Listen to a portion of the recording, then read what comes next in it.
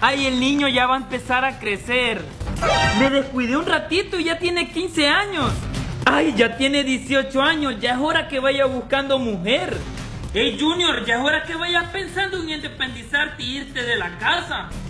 Hey Junior, ya tenés pelos en los huevos, ya es hora que te vayas de la casa. Todavía no, mamá, déjeme jugar en paz.